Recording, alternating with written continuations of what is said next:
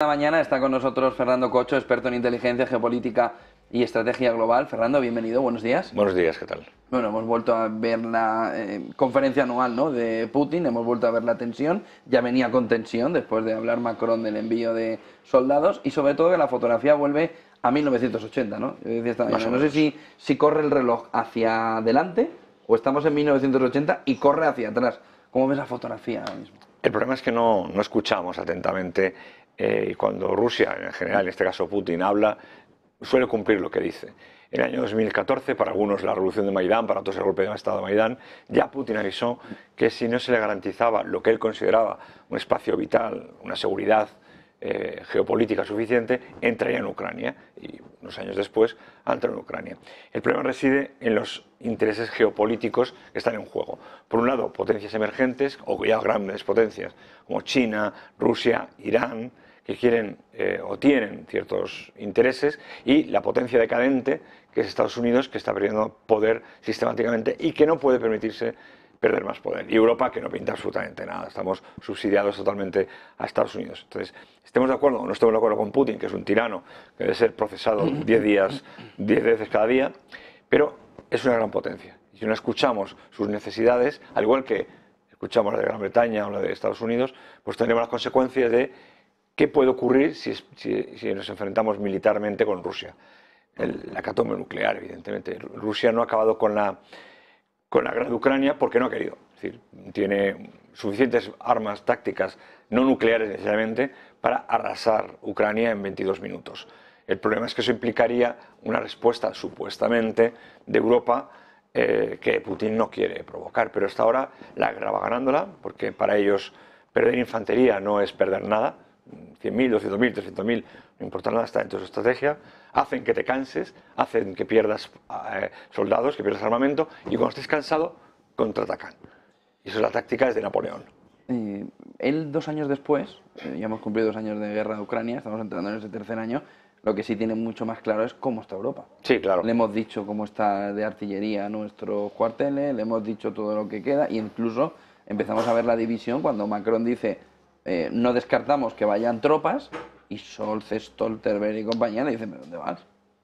Claro. Son expertos en ajedrez y estamos jugando una partida de ajedrez. Sí, el problema es que en Europa hay dos frentes. Está el frente de Alemania, Italia, España y demás, y luego está el frente de Francia. Francia, en lo que es la política militar de la Alianza Atlántica, de la OTAN, siempre ha ido por libre. No está dentro del sistema militar europeo, el Eurofighter, por ejemplo, ellos tienen el sistema Rafael, no colaboran en las labores de la Unión Europea de interposición en conflictos, ellos van a su ritmo, ¿no? Y el problema es que ahora tiene que recuperar, dado que Alemania está en crisis, en recesión, tiene que recuperar fuerza sustituyendo a lo que era teóricamente la potencia primaria, que era Alemania y Gran Bretaña. Gran Bretaña ya no está en la Unión Europea, aunque tenga unas alianzas muy beneficiosas para ellos y perjudiciales para el continente, pero lo tiene que decir. Evidentemente no va a mandar tropas, porque mandar tropas significaría una incorporación o una invocación del artículo 5 del Tratado del Atlántico Norte, que también la gente no lo lee entero. No significa que invocar ese artículo implique que todos los miembros de la OTAN vayan a la guerra, sino que cada miembro de la OTAN decidirá en qué apoya al país amenazado, militar o social o económicamente, pero no con tropas necesariamente. Eso es lo que la gente no acaba de entender. Y evidentemente ese escenario a Putin le viene muy bien. A Putin le viene muy bien todo lo que estamos haciendo y le satisface plenamente y sigue generando cada vez más dinero. Se ha girado totalmente hacia China, hacia Irán, hacia otros países, los cuales están ya creando los BRICS, sus propias alianzas, y Putin le va muy bien y le va a ir muchísimo mejor. Nos guste o no nos guste, le va a ir mucho mejor. Él insistía mucho en la expansión de la OTAN hacia Rusia. Correcto. En la jornada de ayer. Para que no entienda también la audiencia, es decir, ¿cuál era el pacto, sobre todo cuando cae el muro de Berlín, y cuáles son los pasos que la OTAN o Occidente va haciendo hacia Rusia y que también están complicando la fotografía? Que yo me acerco a usted por Cuba, ¿no? Hacia Estados Unidos. Es que ese es el problema.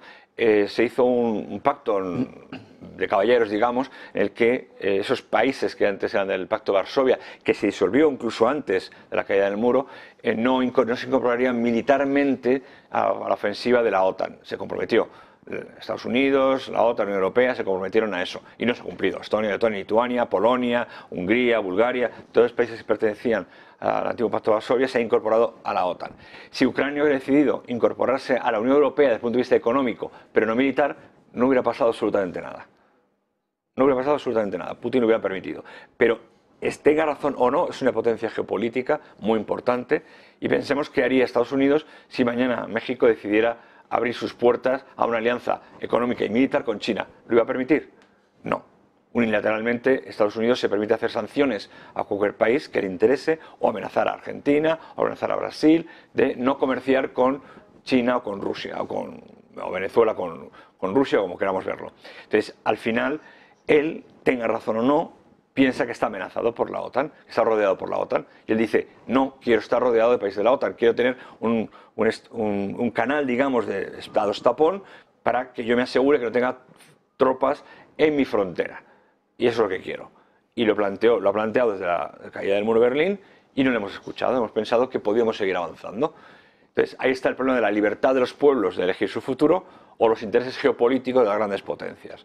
Estados Unidos ha intervenido sistemáticamente en todas las elecciones, en todos los partidos políticos de todo el mundo durante muchos años, es la potencia hegemónica de la caída del muro de Berlín hasta hace 3 años y medio, y por otro lado está Rusia, que dice, yo ya soy una potencia económica, militar, por supuesto, pero económica, con energía prácticamente ilimitada, que puedo facilitar a la Unión Europea, y la Unión Europea, pensando en una visión mucho más lúdica, ha pensado que ya se había acabado la guerra. No necesitábamos tropas, no necesitábamos ejército y que la alianza con Rusia en cuanto a la energía, pues Estados Unidos le iba a permitir y no le iba a permitir. Recordemos que el 2014 fue cuando empezó el fracking y es el gas y el petróleo que Estados Unidos no vendía nunca porque era una potencia, una visión geopolítica de reserva de seguridad, al gas que le estamos ahora comprando, que es ilegal, según nuestra legislación, la ley de Teresa Rivera, gas de fracking no se puede comprar y estamos comprando gas de fracking.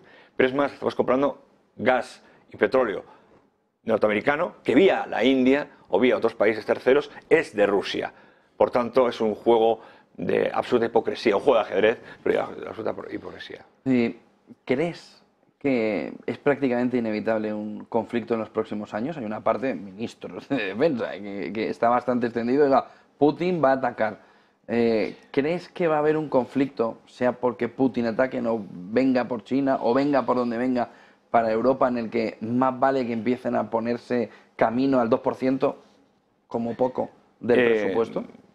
Va a haber un conflicto. ¿De qué forma será ese conflicto? Aunque ya tenemos un conflicto de guerra económica, de inteligencia económica, de guerra de influencia, de todos estos cambios de ataques, de ciberataques, etcétera. Eso ya está en guerra. Llevamos en guerra unos años y no nos hemos enterado, o algunos no se han enterado. Yo no creo que vaya a haber un ataque directo de Rusia a miembros de la OTAN, pero evidentemente no puedes arrinconar nunca a un país, a un magnatario, a un dictador, como quieras llamarlo, que tiene una capacidad militar muy importante, no puedes arrinconarle sistemáticamente. Porque si cae Putin, ¿quién viene después? El Partido Comunista ruso propone el uso de armas nucleares. Algunos militares que están detrás de Putin proponen armas nucleares. Y el único que, aunque parezca una tontería, el tirano Putin es de los más moderados dentro del Kremlin. Por tanto, lo que venga después de Putin puede ser peor. Así que hay que tener mucho cuidado con lo que se dice. Y habrá un conflicto, sin duda. Habrá un conflicto, yo creo que más en el mar de China, entre los intereses geopolíticos de China y su comercio de la evolución de la ASEAN, con Estados Unidos, por ejemplo, y con Australia y la alianza anglosajona, que lo que es en el continente europeo. Pero conflicto puede haber en el momento en el que sigamos una escalada donde cualquier error puntual pueda obligar a unos o a otros a dar un paso más allá y generar un conflicto fronterizo.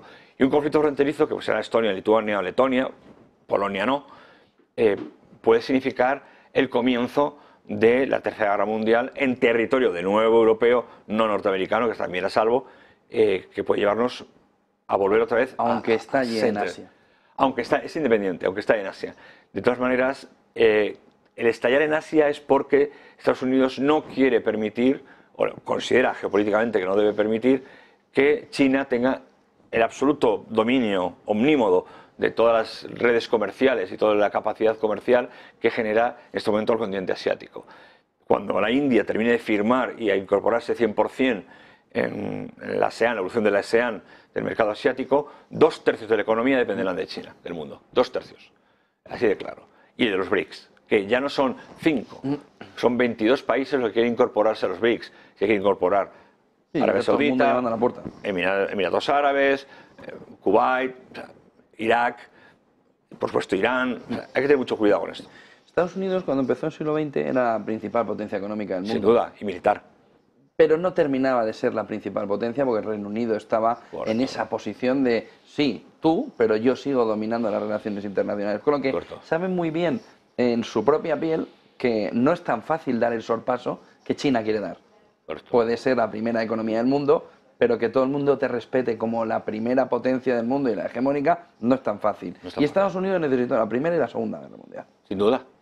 Ambas fueron provocadas por ellos. Bueno, pero sobre todo estaba en un entorno donde eran decía, económicamente, como potencia, necesitaba un entorno bélico. Claro. ¿Puede necesitar lo mismo China? Eso, absolutamente, pero China es mucho más inteligente. China juega Estados Unidos que se mantuvo aparte, ¿eh? Sí, sí. Mientras Reino Unido iba destrozando la economía y su posición. Correcto. Pero China es mucho más inteligente. China juega a 30, 40, 50, 100 años, mucho más listo. China no va a entrar en un conflicto militar directo porque no lo necesita. En torno a los 4 o 5 años, China superará militarmente a Estados Unidos. Ya lo ha superado en lo que se llaman las tecnologías STEM, supercomputación, biotecnología, biomedicina, computación cuántica, les ha superado. Está claro.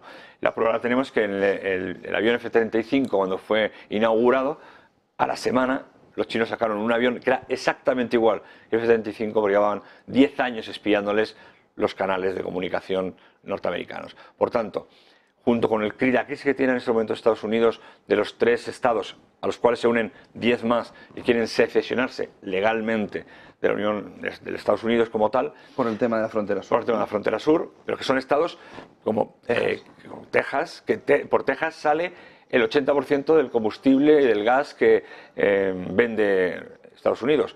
Texas tiene una posición económica muy importante, es la 10ª economía del mundo. Si unimos California, por ejemplo, sería la 5ª economía del mundo. Si se une Texas, California y Florida, sería la 3ª economía del mundo y se pueden secesionar perfectamente y el sistema federal lo permite. Entonces, al final el problema está en que Estados Unidos no se puede permitir seguir perdiendo el paso y tiene que provocar de alguna manera que las cosas se muevan, para bien o para mal, pero que se muevan. Y evidentemente aún sigue siendo la potencia militar por muy poco, pero tenemos potencias emergentes ya consolidadas como Rusia, como China, como Irán, que se ha unido a Arabia Saudita a muchas cosas, que antes era impensable, como la India, que tiene bomba nuclear. Entonces, las cosas ya no son como eran, nunca volverán a ser como eran, y pensar que seguimos siendo el centro del mundo los europeos, pues es una estupidez. El centro del mundo ahora... Es un anacronismo. Totalmente. Ahora el centro del mundo es China, con sus aliados, Rusia, Irán, etcétera, en sus zonas bien limitadas, y un poquito Estados Unidos, o la anglosfera, si queremos llamarlo así, Estados Unidos, Gran Bretaña, Canadá, Australia, Nueva Zelanda, pero al final yo espero que no haya un conflicto, porque en ese conflicto quien va a perder va a ser Europa, está claro. Y incorporar en 2 puntos el PIB en defensa no se hace de la noche a la mañana. Se tardaría en torno a unos 8 o 10 años aproximadamente para llegar a un rendimiento adecuado de esa inversión económica. No se forma, eso los pobres ucranianos lo están sufriendo. No les han dado los F-16 y los tanques que les han dado están desechos. No les mantenemos el ejército como debía ser, porque de mantenérselo Rusia consideraría una intromisión y eso provocaría una guerra. Entonces, para entendernos, manejar un avión no se maneja en una semana, se maneja en 2 años para ser un buen piloto, 2 años. Y Ucrania no tiene ese tiempo. Y Rusia lo sabe. Entonces, solo tiene que esperar a que se le agote la ayuda a Ucrania para llegar a un pacto, un armisticio. Solo tiene que esperar que Estados Unidos pierda peso interno por la segregación o los conflictos interiores. Trump, evidentemente, va a ganar. Y China siga a su ritmo, creciendo y comiéndose el mundo. Esto es lo que la gente, o en este caso, no nos dejan ver o no queremos ver. Solo una cuestión más para terminar. ¿Crees que Europa va a caminar hacia una vuelta a la formación militar, es decir, sí, a la mili? Sí. Porque esto al ciudadano le afecta directamente. Sí. No, Noruega... van a ser los ciudadanos, no ellos, sí, claro. no las élites. Las élites sobre todo en España, donde políticos, militares, diplomáticos, periodistas están, es más que comprobado y demostrado, porque además lo pone en la declaración de la renta, trabajan por intereses extranjeros como Marruecos, Francia, Gran Bretaña, Estados Unidos, son espías directamente pagados por el servicio de inteligencia de otros países, y eso es declarado públicamente, vamos, no estoy diciendo nada que la gente no sepa. Muy bien pagados y declarado en su nómina. Pues evidentemente Noruega lo ha hecho, Suecia lo está haciendo, Finlandia lo haciendo, Dinamarca lo va a hacer, Holanda lo va a hacer también, Sí, Alemania lo hace. Sería un shock brutal en Europa, ¿eh? Bueno, es que ya nos llevan concienciando desde hace varios años que la guerra es inevitable. Y por lo tanto, como la guerra es inevitable, la población, tipo Orwell, obedecerá a los mandamases, al partido interior, llamémoslo así, y se alineará no solo con una mili, sino con un apoyo en la retaguardia de lo que sería una guardia nacional para que los soldados puedan atacar en el frente. Muchísimas gracias, Fernando Cocho, experto en inteligencia, geopolítica y estrategia global. Buen día, buen fin de semana, buen negocio. Gracias. 9:19 de la mañana, tiempo para seguir analizando lo que está sucediendo en